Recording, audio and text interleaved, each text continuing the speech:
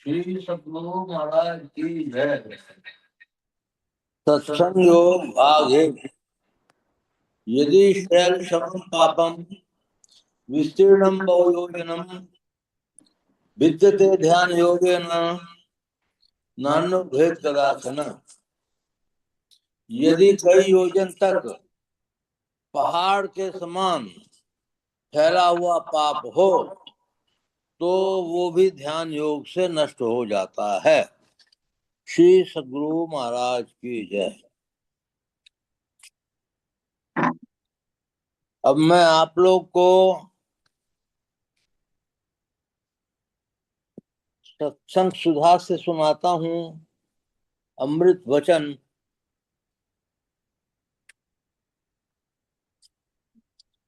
बहुत ही सुंदर किताब है, प्रशंसनीय है। विषय है पिंड ब्रह्मांड में एक ही सार तत्व व्यापक है। श्री सद्गुरु महाराज की जय। प्यारे लोगों, जिसको अपने तय का ज्ञान नहीं है उसको दूसरे का भी ज्ञान नहीं होता। जैसे गहरी नींद में सोए को अपने तय का ज्ञान नहीं होता तो उसे दूसरे का भी ज्ञान नहीं होता। बुद्धिमान पुरुष अपने को खोज कर पाता है तो उसे दूसरे का भी ठीक ठीक खोज मिल जाती है। फिर दूसरी बात यह है कि यह जो जगत दिखाई पड़ता है, जो देहधारियों के रहने का स्थान मालूम होता है, यह क्या है? इसमें कोई विशेष तत्व ऐसा भी है जो इसके अंदर के अंत तल पर अंदर अंदर है, उसको हम नहीं पहचान रहे हैं। बुद्धिमान इसका पता लगाना चाहते हैं और इसको यथार्थ पहचान लेने को उत्सुक रहते हैं। अति प्राचीन काल में यह खोज और यह उत्सुकता मुनियों के हृदय में हुई और उन्होंने इसका पता लगाया। पहले विचार में, फिर उसकी प्रत्यक्षता की विधि में। इसका प्रत्यक्षानुभाव हो जाने पर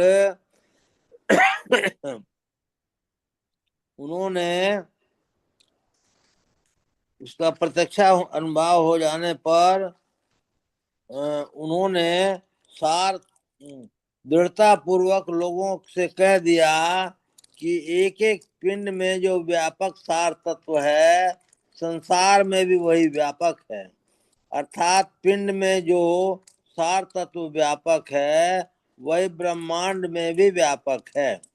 यह पता मनुष्य को ही लगा, दूसरे को नहीं, क्योंकि मनुष्य ही एक पता लगाने में योग्य है।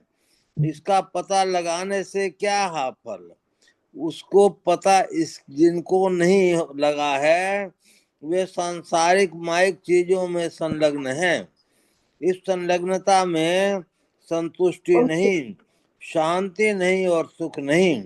परंतु जिनको पिंड ब्रह्मांड के व्यापक उस एक सार तत्व का पता लगा, उन्होंने कहा कि उस सार तत्व का पता लगाते ही सांसारिक माइक वस्तुओं की संलग्नता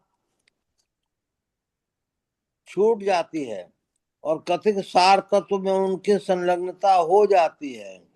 उस दुख छूट जाते हैं, सब दुख छूट जाते हैं, फिर नीचे गिरना नहीं होता। इस संसार के दुखों में वह कभी नहीं आता। यह शरीर पिंड कहलाता है, बाहर विश्व ब्रह्मांड है। पिंड ब्रह्मांड की खोज कोई पक्षी नहीं कर सकता, यह चार पैर वाला पशु नहीं कर सकता। जो स्थावर है, जो अपने से कहीं नहीं जा सकता, वह तो यह खोज कर ही नहीं सकता। जो जंगम है, उसमें किसी को कम किसी को विशेष ज्ञान है। स्थावर में इसके लिए ज्ञान है ही नहीं। जंगम प्राणी में भी मनुष्य के अतिरिक्त दूसरे कोई पिंड ब्रह्मांड की खोज कर ही नहीं सकता। शरीर जब मृतक होता है तब उसे जला देते हैं, उसमें जो सार था वह कहीं चला गया। इस शरीर में जो अव्यक्त था, जिसे नहीं देखा, वह चला गया। इस संसार में अंदर भी सार है, जो इंद्रियों के ज्ञान में नहीं आता, वह अव्यक्त है। शरीर में जो सार है और ब्रह्मांड में जो सार है, उन दोनों में कुछ अंतर है कि नहीं? कोई कहता है कि अंतर नहीं, एक ही है। यह शंकराचार्य का द्वैत सिद्धांत है। दूसरा वह है जो कहता है कि पिंड ब्रह्मांड में व्यापक एक ही ईश्वर है, किंतु पिंड में ईश्वर के अतिरिक्त दूसरा कोई और भी है, जिसे जीव कहते हैं। हमारे यहाँ ऐसा विचार है। विचार के ज्ञान को ही वेदांत दर्शन कहते हैं। इसके 6 आचार्यों ने 6 प्रकार के सिद्धांत बताए: अद्वैत, द्वैत, विशिष्टाद्वैत, शुद्धाद्वैत, द्वैताद्वैत और त्रैत। ये 6 विचार आज तक आपस में लड़ते हैं, परंतु ये सब मिलकर एक सिद्धांत नहीं कर पाए। उनमें के एक दूसरे पर ऐसे ऐसे प्रश्न हैं जिसका पूर्ण समाधान कर देने के उत्तर नहीं मिलते। एक कहता है कि माया देश काल के ज्ञान से अनादि है, किंतु उपज ज्ञान से सादी है, क्योंकि वह ब्रह्म से उपजी हुई है। जहाँ देश होगा वहाँ समय जरूर होगा। माया कब से है बता नहीं सकते, किंतु उसका अंत है, इसलिए उसे अनादि शांत कहते हैं। माया को भ्रम कहें, चाहे उसकी स्थिति माने या न माने, किंतु दोनों माया के पार होने कहते हैं। प्रकृति पार प्रभु सब उर्वासी, ब्रह्म निरीह बिरज अविनाशी। अद्वैतवादी के ऊपर यह प्रश्न होता है कि यदि एक ही एक है, दूसरा कुछ नहीं है, तो भ्रम किसको हुआ? सर्प और अस्सी दोनों को देखते हैं, तब उसकी धुंधली रोशनी में भ्रम होता है, किंतु जिसने कभी सांप को देखा नहीं है, उसको भ्रम क्यों होगा? यहाँ अद्वैत सिद्धांत भी ठंडा पड़ जाता है। द्वैत वाले के प्रश्न होता है कि आप ब्रह्म को स्वरूप से अनादि मानते हैं कि देश काल ज्ञान से अनादि मानते हैं? तो कहते हैं वह सब बाहर से अनादि है, तत्व रूप से अनादि अनंत है।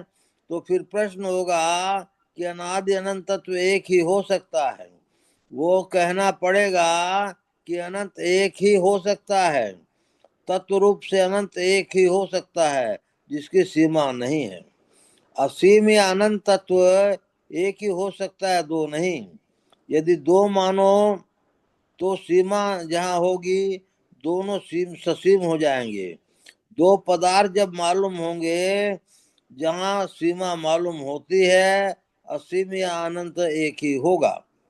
तत्व में उससे दूसरा तत्व उसके अंदर मानो तो वह दूसरी चीज वो उसके अंदर में होगी। उस पदार्थ से आपको फुटाने के लिए जो कुछ सीमा बतानी होगी। जहाँ सीमा होगी वहाँ दो हो जाएंगे। यदि कहो कि अनंत उसके परमाणु परमाणु में व्यापक है, तो परमाणु वह वस्तु है जिसमें पोल नहीं होता, जो दूसरे उससे दूसरा कुछ नहीं होता। तब यह कहा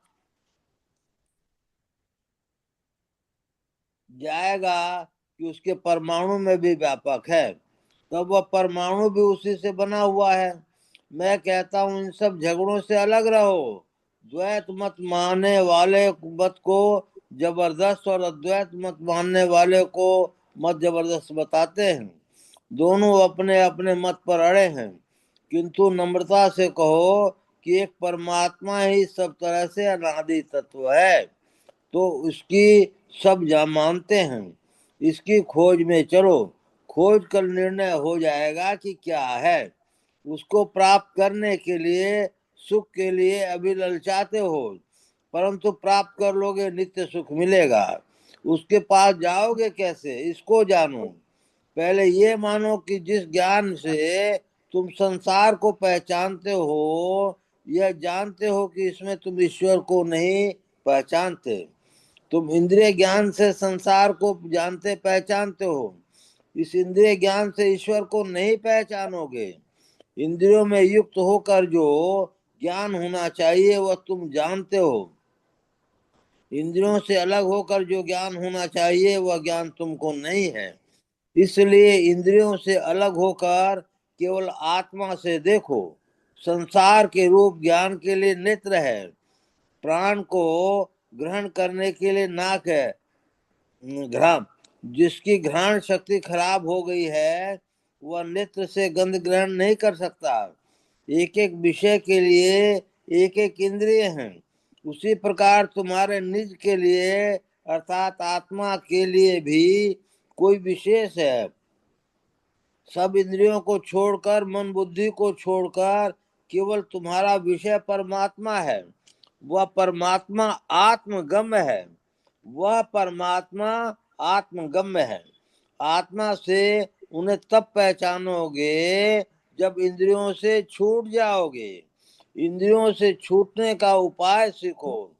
बाहर पर्वत पर जाओ या मक्का जाओ या पवित्र स्थान में जाओ या जगन्नाथ जी जाओ, कहीं जाओ, इंद्रियां साथ रहेंगी।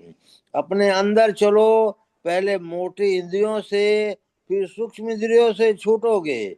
जागृत में बाहर के इंद्रियों से संग रहते हो, स्वप्न में बाहर की इंद्रियां छूट जाती हैं। नाक से इत्र का फुआ रहने पर भी स्वप्न में उसकी सुगंध नहीं मालूम होती।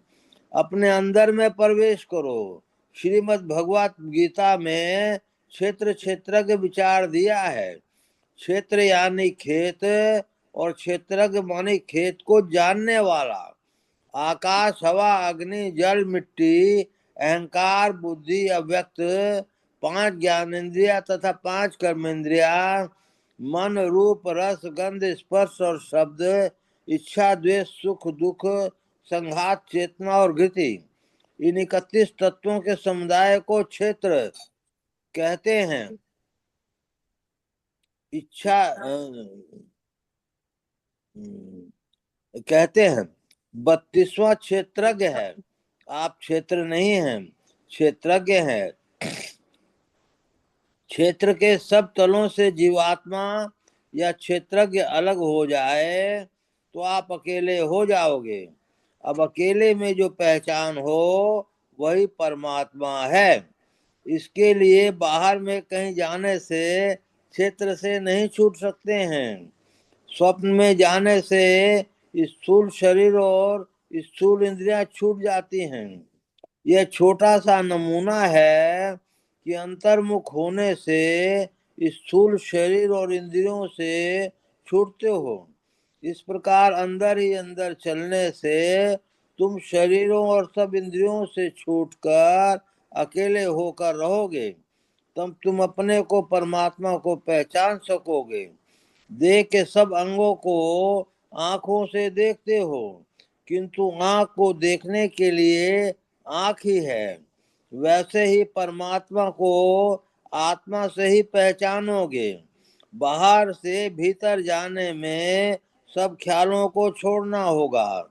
इसके लिए अनेक पीढ़ियों के संस्कार की, दीर्घोद्योग की तथा दृढ़ ध्यानाभ्यास की अत्यंत आवश्यकता है।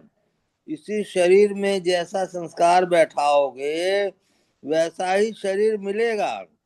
मानवीय संस्कार मन में बैठाओगे तो मनुष्य शरीर मिलेगा। भजन में पूरे हो जाने से ईश्वर का प्राप्त कर लोगे। पूरा भजन नहीं होने से फिर मनुष्य का शरीर मिलेगा,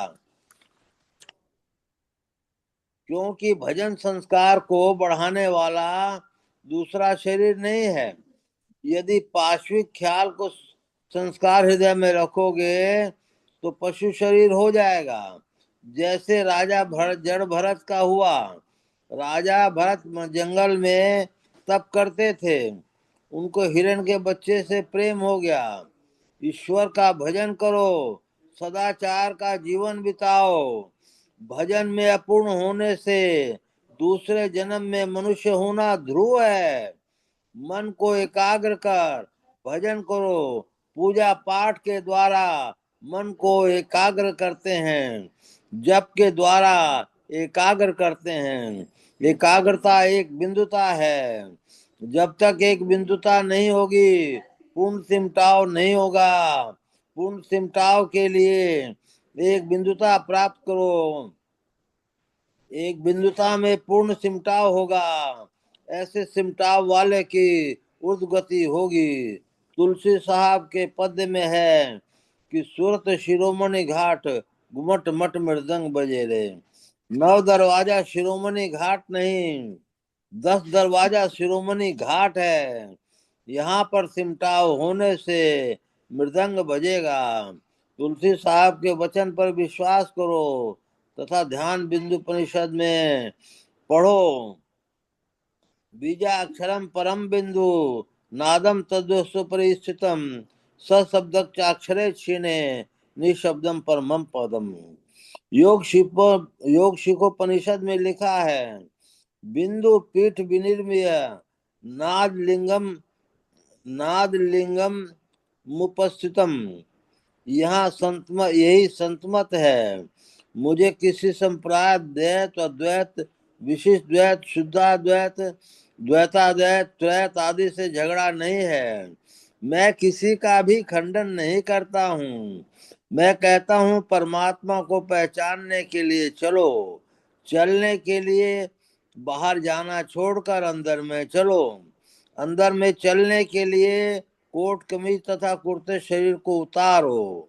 शरीर रहित जीवात्मा को परमात्मा का साक्षात्कार होगा। इसलिए जिस युक्ति से सब शरीरों से रहित होगे वह यत्न करो। सदाचार का पालन करो। सबके लिए हित की बात है। बहुत प्राचीन काल में केवल यज्ञ था, पीछे कुछ देव उपासना का ख्याल हुआ और पीछे चलकर अध्यात्म ज्ञान हुआ। अध्यात्म ज्ञान की निर्णात पद का आरूढ़ करा देने के लिए योग शास्त्र बना। श्री सद्गुरु महाराज की जय। श्री सद्गुरु महाराज की जय। मंगल मूर्ति सतगुरु मिल में सर्वाधार। मंगलमय मंगल करण विनमो बारंबार। पकड़ेगा। एक्चुअली नहीं, इसको पकड़, इसको नीचे रखो, इसको नीचे रखो। हाँ, ये वाला। तो इधर इधर नहीं, इधर नहीं, ठीक है, इधर किनारे किनारे। धन्य धन्य सदगुरु सुखद इधर आओ, इधर आओ। महिमा। म्यूट किसका नहीं है, म्यूट कर दीजिए काइंडली। महिमा कही न जाए, जो कुछ कहूँ तुमरी कृपा, मोते कछु न बसाए। पुनश्च सब धरती कागज करूं, लेखन सब बन राय। 7 समुद्र की मसी करूं, गुरु गुण लिखा न जाए। बोलिए प्रेम से श्री सद्गुरु महाराज की जय। अव्यक्त रूप से विराजमान संत सद्गुरु महाराज के श्री चरणों में कोटि कोटि नमन, कोटि कोटि नमन। अव्यक्त रूप से विराजमान संत सद्गुरु महर्षि संत सेवी परमहंस जी महाराज के श्री चरणों में कोटि कोटि नमन, कोटि कोटि नमन। उपस्थित अत्यंत भाग्यशाली सदात्माओं, आप सबको सहस्र सहस्र नमन, सहस्र सहस्र नमन। अभी आप लोगों ने सत्संग योग का पाठ सुना, फिर सत्संग सुधा से अमृत वचन सुना। सत्संग योग के पाठ में आया कि यदि शैल समम पापम विस्तीर्णम बहुयोजनम विद्यते ध्यान योगेन नान्यो भेद कदाचन। फिर सत्संग सुधा के पाठ में आया कि 6 मत हैं, लेकिन गुरु महाराज ने खोल के बता दिया कि जब तक तुम आत्मा को नहीं पहचानोगे परमात्मा को नहीं जा सकते हो। ये एक जन्म का काम नहीं है, अनेकों जन्म का काम है। उन्होंने और क्लियर किया भगवान श्री कृष्ण के 13वें अध्याय में 31 तत्वों से आप नहीं पहचान सकते। 31 तत्वों के अंदर जो है वो पहचान सकता है। वो क्या है? वो आत्मा है। आत्मा नहीं उसको कह सकते हैं, जीवात्मा कहना पड़ेगा। जीवात्मा किस लिए कहना पड़ेगा? कि आत्मा इन शरीरों के अंदर बद्ध है। इसलिए हम लोगों को इन शरीरों को, इन कपड़ों को हटाना पड़ेगा। इन शरीरों को और कपड़े को हम लोग कैसे हटाएं? इन शरीर को और कपड़े को हम लोग ध्यान से हटाना पड़ेगा। जैसे आप लोग ध्यान करते हैं, सभी जो बैठे हुए हैं सभी ध्यान करते हैं। एक स्थिति ऐसी आती है कि मन निर्विषय हो जाता है। जब मन निर्विषय हो गया तो 31 तत्व मेरी समझ में काम नहीं करते हैं। और दो ध्यान हो गया, जब मन निर्विषय हो गया तो कोई तत्व यदि काम नहीं करता है तो बहुत बड़ी बात है। उसी को माने हम लोग जब जो है करते करते करते करते बिंदु ध्यान पे पहुंचते हैं, तब जो है हम लोगों का माने सूक्ष्म शरीर में प्रवेश हो जाता है। अभी हम लोग जो बात कर रहे हैं माने स्थूल शरीर में है, फिर सूक्ष्म शरीर में प्रवेश हो जाता है। सूक्ष्म शरीर में उसमें आगे बढ़ने के लिए फिर हम लोग जो हैं सूर्य के आत्म में सूर्य के दर्शन करते हैं तो कारण शरीर में प्रवेश हो जाता है। अनहद नादों का और अनहद नाद का जब हम लोग सुन सकते हैं तो हम लोग को महाकारण और केवल शरीर में प्रवेश होता है। उस केवल शरीर में ही हम लोगों को आत्मा के दर्शन होते हैं और फिर आत्मा ही परमात्मा के दर्शन कर सकती है। तो ये सार है। कहने के लिए 4 शब्दों की बात है, लेकिन करने के लिए जन्मों जन्मों जन्मों लग जाते हैं। तब कहीं मनुष्य उस सार तत्व को देख पाता है और परम प्रभु सर्वेश्वर को प्राप्त कर पाता है। जिसमें गहरी लगन है, जिसमें इसके अलावा कुछ काम नहीं है, वो जो है एक जन्म में भी अगर गुरु की कृपा हो तो प्राप्त कर सकता है। यदि गुरु की कृपा आप पर नहीं है तो आप कितना ही प्रयत्न कीजिए तो आप जो है पार नहीं पा सकते हैं। इसलिए मैंने एक वर्ड और जोड़ा, सब धरती कागज करूं लेखन सब बन रहा है, 7 समुद्र की मसी करूं गुरु गुण लिखा न जाए। ये कबीर साहब की वाणी है। तो हम लोगों को पहले तो सदाचारी बनना ही पड़ेगा।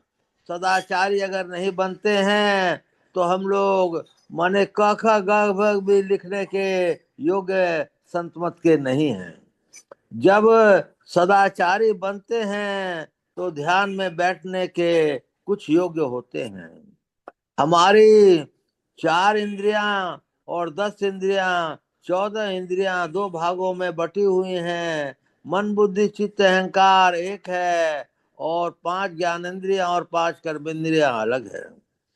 अब हम लोग जब ध्यान में मन को भी अलग कर देते हैं, क्योंकि मन ही सब ज्ञानेंद्रियां को और कर्मेंद्रियां को मन बुद्धि चलाने वाले होते हैं। तो वो जो है मन बुद्धि जब नहीं रह जाते हैं तब आप ध्यान में बैठते हैं तो आपको शरीर का ज्ञान नहीं होता है, ऐसा साधु महात्मा लोग कहते हैं। उसी स्थिति में जब देर तक बैठे रहते हैं तब जो है समाधि में आप चले जाते हैं। समाधि में जाने पर आपको ऐसी स्थिति होती है। एक बाबा ने कहा था कि आकाश से यदि बिजली गिर जाए और समाधि में वो है तो उसका कुछ नहीं होता है। इसलिए हम लोगों को ध्यान, भजन और सत्संग करते रहना चाहिए। इसके लिए हम लोगों को प्रेरणा कहाँ से मिलेगी? प्रेरणा ये जो हम लोग किताब प्रतिदिन सवेरे सवेरे पढ़ते हैं, इन किताबों से ही प्रेरणा मिलेगी। हम लोग को गुरु महाराज के जो ज्ञान है, जो ज्ञान उन्होंने दे दिया है, उससे प्रेरणा मिलेगी। हम लोग अत्यंत भाग्यशाली हैं कि हम लोग को सच्चे सद्गुरु मिल गए। सच्चे सद्गुरु का मिलना ईश्वर के मिलने के तुल्य है, ये सभी जगह कहा गया है। ईश्वर तो अंत स्थिति में मिलता है जब अपने आत्मा के आप दर्शन कर लेते हो। अब मैं आता हूँ छोटी छोटी बातों पर जो मनुष्य के लिए अधिक इम्पोर्टेंट है। गुरु महाराज ने लिखा है, हुजूर ने भी लिखा है, तुलसी तुलसी यह तन खेत है, मन बच कर्म किसान। तो ये शरीर जो है खेत है। ये शरीर का मतलब है ये ब्रह्मांड, शरीर रूपी ब्रह्मांड, मन बुद्धि चित्त अहंकार, यह खेत है। मन बचे कर्म किसान, मन वचन और कर्म ये किसान है। इसमें जैसे बीज आप डालेंगे वो हजारों गुना पल्लवित होकर बने वो रहेंगे। तो जैसे खेत में हम लोग बीज डालते हैं, वैसे इसमें भी विचार रूपी, मन रूपी, बुद्धि रूपी और अहंकार रूपी जैसे जैसे बीज डालेंगे उसी तरह का ये भेद रहेगा। चित्त की व्याख्या 31 तत्वों में नहीं है। तो प्रश्न होता है कि चित्त क्या है? चित्त हम लोग को हिलाता डुलाता है, वाइब्रेट करता है। जब हम लोग गहरी नींद में सो जाते हैं, सुबह उठने के लिए चित्त का काम है हिलाना डुलाना। तो मेरे मन में कई दफे आया, मैं गुरु महाराज से पूछ नहीं पाया कि चित्त जब हिलाता डुलाता है तो इसको हिलाने डुलाने वाला भी कोई होना चाहिए, वही आत्मा होनी चाहिए। लेकिन आत्मा के लिए हम लोगों ने यहाँ ये पढ़ा कि हम लोग यदि ध्यान दृढ़ता पूर्वक कर सकते हैं तो वही ध्यान हमको आत्मा तक पहुंचाता है।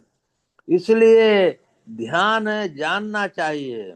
पहले जो हम लोग रोज बैठते हैं, कुछ देर के लिए ध्यान नहीं कहना चाहिए, ध्यानाभ्यास कहना चाहिए। ध्यानाभ्यास और ध्यान में बहुत जमीन आसमान का बरसा है। किसी ध्येय वस्तु पर मने निगाह टिकाना बिना किसी सहारा के, उसको यम नियम आसन प्राणायाम प्रत्याहार धारणा कहते हैं। वही धारणा जब देर तक टिक जाती है तब उसको ध्यान कहते हैं। और वही ध्यान जब बहुत देर तक टिकता है तो उसको समाधि कहते हैं। उस समाधि में भी 4 प्रकार की समाधि होती हैं। तो चौथी जो समाधि है उस पर टिक जाने पर तब जो है वही आत्मा के दर्शन हो सकते हैं। इसलिए कठिन काम है, लेकिन ये काम केवल मनुष्य योनि में हो सकता है। ध्यान कीजिएगा मेरी बात को, नाइट में मत लीजिएगा। मनुष्य योनि में हो सकता है, और मनुष्य योनि उसी को मिल सकती है जो इन्हीं विचारों के अंतर्गत रहेगा। सत्संग, ध्यान, ऋषि वाक्य, कबीर वाक्य और जो भी भजन वगैरह, इन चीजों में उसका मन लगा रहेगा तो अगले जन्म में उसको, क्योंकि मनुष्य जन्म के अलावा दूसरा जन्म अध्यात्म जगत में 10वें द्वार पे नहीं पहुंच सकता। उसको भगवान ने ये शक्ति नहीं दी हुई है कि तुम भी 10वें द्वार पे पहुंचो। 83,99,999 योनियों को छोड़कर भगवान ने इतना पवित्र शरीर दिया है, फिर हम लोग किसी की निंदा, किसी की चुगली, किसी का सुख, किसी का दुख, ये सब सुनते रहते हैं, बात करते रहते हैं। इन बातों में क्या रखा है? पूरा जीवन बर्बाद हो जाएगा। आप जो है सोचिए अपने तई कि मेरे को करना क्या है। एक ईश्वर की भक्ति और एक जीवन यापन के लिए संसार के कुछ काम, इतना ही आपका कर्तव्य है। इतने को आप अगर करते रहेंगे तो आपका मनुष्य जन्म तो सुनिश्चित है ही, और आगे की पीढ़ी बहुत आगे बढ़ते जाएंगे। आपको पूरे संसार का खजाना भी मिल जाए तो आपको क्या करोगे? मरना तो आपको भी है, मेरे को भी है, सारे संसार को भी है। ये ध्यान रखना चाहिए दो बात, कि मरना मेरे को सत्य है और ईश्वर को पाना जरूरी है। अगर मरना सत्य ही है तो हम लोग किसी का दिल क्यों दुखाएं, अपना कर्म बंधन क्यों बनाएं? कर्म बंधन हम बनाएंगे जान करके, छोटी छोटी बातों में हम लोग झूठ बोलते हैं। ये क्या है, क्यों है? झूठ नहीं बोलना चाहिए। इसीलिए सदाचार की सीढ़ी पर जो नहीं चढ़ेगा वो ध्यानाभ्यास ध्यान नहीं कर सकता। वो केवल दिखावटी कर सकता है लेकिन सच्चा ध्यानाभ्यास नहीं कर सकता। सच्चा ध्यानाभ्यास करने वाले को गुरु मूर्ति आज्ञा चक्र पर दिखेगी ही दिखेगी। मानस ध्यान का ये पहचान है। मानस ध्यान जिसका हुआ उसको आज्ञा चक्र पर गुरु महाराज की सूक्ष्म मूर्ति नजर आएगी। सूक्ष्म मूर्ति यदि नजर आएगी तो आगे ध्यानाभ्यास में दृष्टि योग में बढ़ेगा तो उसको बिंदु ध्यान हो जाएगा। तुलसी साहब कहते हैं, क्या सफेद तिलों बिच तारा अविगत अलख रवि है, मुर्शिद नैनो बिच नवी है। उन्हीं नैनों की चेतन धाराओं के बीच में एक जगह जहाँ सिमट जाती है नवी है। नवी ईश्वर के दूत को कहते हैं। वो जब आपको मिल गया तो आपका रास्ता बंद गया। आप ईश्वर तक धीरे धीरे धीरे धीरे धीरे अनेक जन्मों में जा सकते हैं। इसलिए निष्कर्ष यह निकलता है कि हम लोगों को मनुष्य जन्म मिल कर करके सर्वप्रथम ईश्वर को, संत को, गुरु को उनकी जो है प्रार्थना करनी चाहिए, उनके गुणगान करने चाहिए, और फिर जो है सब स्तुति प्रार्थना खत्म होने के बाद हम लोगों को या उसके पहले ध्यानाभ्यास करना चाहिए। प्रतिदिन स्तुति प्रार्थना दोनों समय करने वाला और ध्यान करने वाला का मनुष्य शरीर कोई जो है नहीं मिलेगा, संभव ही नहीं है। इसलिए पहली सीढ़ी है कि मनुष्य जन्म। दूसरी सीढ़ी है कि हम लोगों को ऋषि कुल में जन्म हो, ऋषि कुल में, और ऋषि कुल में मनुष्य जन्म हो। ऋषि कुल में मनुष्य जन्म और मनुष्य जन्म में अंतर क्या है? अंतर ये है कि आपको मरने के बाद कहीं इंतजार नहीं करना पड़ेगा और ऋषि कुल में आप जन्म लोगे। ये इसकी महिमा है। ऋषि कुल से ऊपर जब फिर तो जो है सर्वेश्वर में मिल जाने का श्रेष्ठ है।